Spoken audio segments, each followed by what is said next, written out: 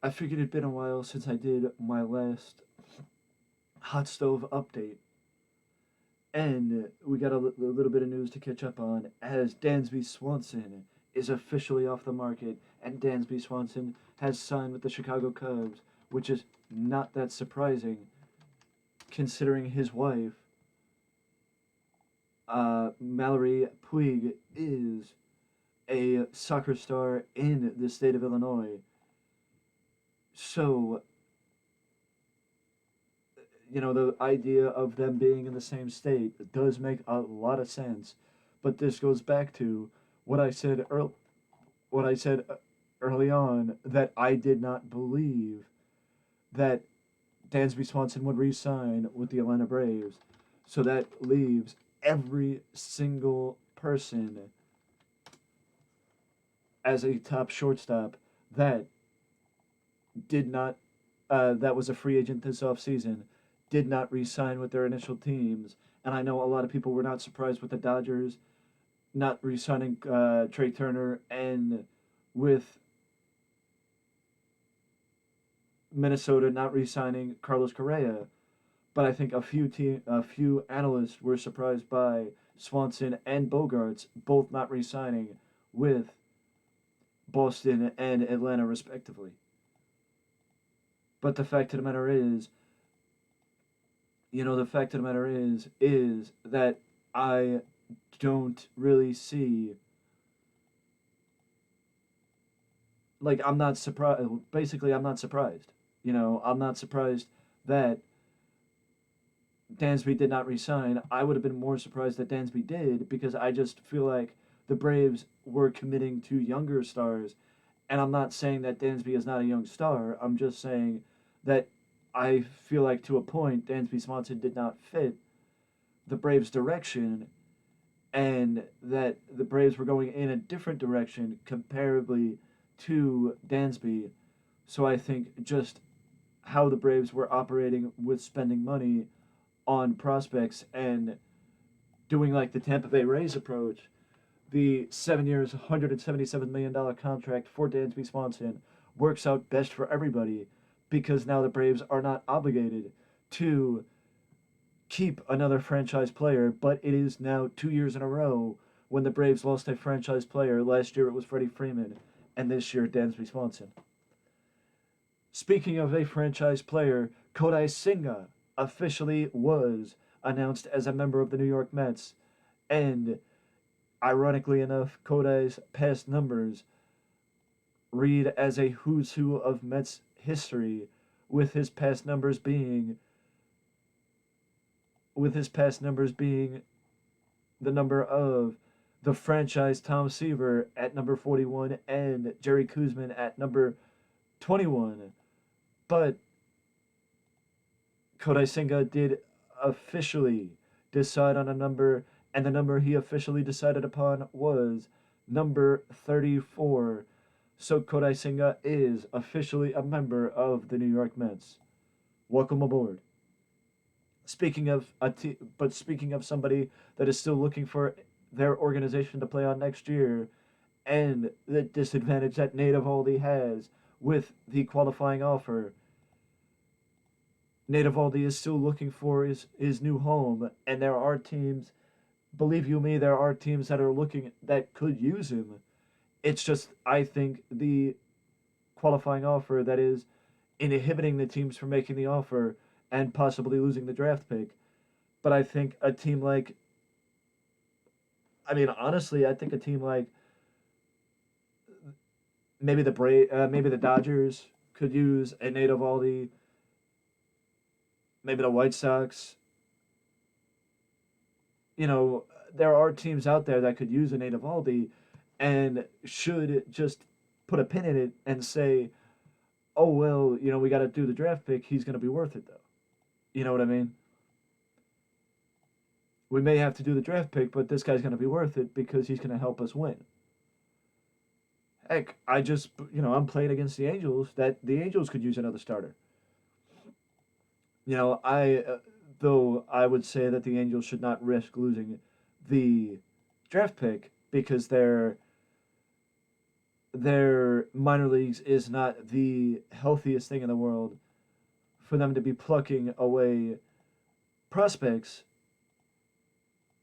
or possible prospects for the minors. So I think maybe it's weighing the measure of risk versus reward for the Angels.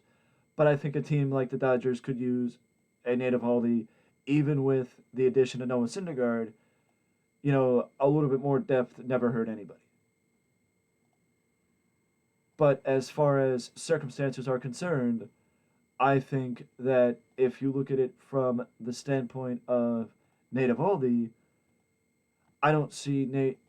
I don't see a team not wanting to give Native Aldi a long-term contract because of the fact that they're going to be risking a draft pick for Evaldi. So it makes sense to make it worth your while and give him a longer deal as opposed to a short-term deal and still lose the draft pick. You know what I mean?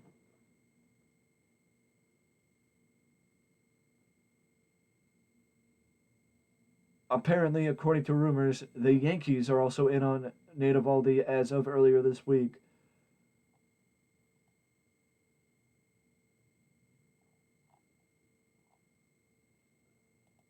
And I mean, I just saw a news headline, or I saw a news headline that basically should the Orioles pursue Native Aldi, and I think that would be a perfect fit for Native Aldi, and it would also allow Nate to stick the needle in to or stick the knife in to hurt the Boston Red Sox as the Orioles are in the Red Sox division, so it would allow Nate to like show Boston what they're missing, for lack of a better word. Another update on a free agent is that Brandon Drury. Brandon Drury played with the San Diego Padres last season after being traded during the deadline and was a spectacular addition to the roster for the Padres. And I think that I kind of agree with the idea that Drury should not have to leave California because there are plenty of teams that could fit the role for Nate Eovaldi. I mean, I still think I'm talking about Nate Eovaldi. There are plenty of teams that could fit the role that could fill or that could use a player like Brandon Drury, namely a team that has had a ton of problems at third base over the last couple of seasons, that being the Los Angeles Angels.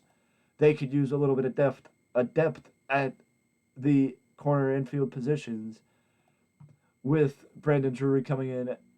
Or, I mean, I said this with Justin Turner before he signed with Boston, that Justin Turner would fit playing with the Mets.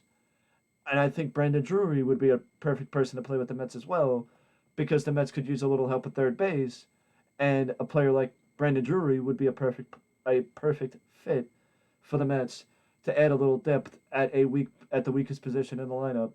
Not and that's not an insult. It is more that the players at third base for the Mets right now are unproven that they can maintain a full season of production or maintain a full season period because they've never had a full season in the big leagues, those being Vientos and Brett Beatty or Eduardo Escobar and would it be? I think it would be Guillorme, which Guillorme is more of a utility guy at this point than having a specific position. But I just think an extra, same concept with the Angels, a little extra depth never hurt anybody. The last bit the last bit as far as free agent updates is that Nelly Cruz is still looking for a home, and I think Nelly Cruz would be a perfect fit on a young team like the Miami Marlins, who need a little bit of direction, and could use some veteran leadership, like with Nelly Cruz. So I think the Marlins, the Reds, the Baltimore Orioles, the Mariners, there are plenty of teams that could benefit from Nelly Cruz. It's just a matter of if Nelly Cruz would want to go there or if they would want to pay out for the veteran who is still looking to maintain a very solid playing career in 2022 and keep going, and keep going in what he is slowly but surely crafting into what could be a Hall of Fame career, a Hall of Fame worthy career when he does finally hang it up, whenever that might be. The fact of the matter is, though, there is another bit of news out there, and then the other bit of news out there is Seth Lugo is getting a little bit of action from, or interest rather, from two teams. Those two teams are the San Diego Padres and the Los Angeles Dodgers. Seth Lugo has spent his entire career to the Mets or with the Mets at this point,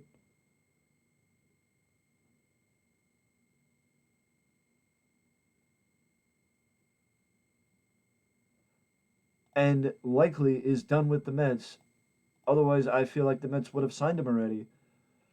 But as far as where I could see Lugo going, according to MLB trade rumors, the Dodgers, Padres, Angels, Red Sox, and Tigers are have some interest in Lugo.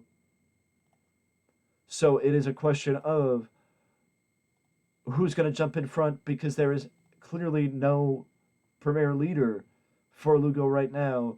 But I think each and every one of those teams, including the Nationals, who at one point had interest in Seth Lugo, but after signing Trevor Williams, may have found the person that they would use that role for. Which I don't know why they wouldn't bring Lugo in as a back end reliever, which is what he was for the Mets near the end of his run, spending some time as a closer for the Mets before they got Diaz, or while Diaz was struggling or injured. So I don't know why a team would not be looking at Diaz as a back end reliever rather than a swingman. But there's no shortage of interest on one of the most consistent relievers on the market right now, in my opinion. And I'm not just saying that as a Mets fan. I'm saying that because Seth Lugo is a proven reliever and a proven back end consistent reliever since becoming a bullpen piece.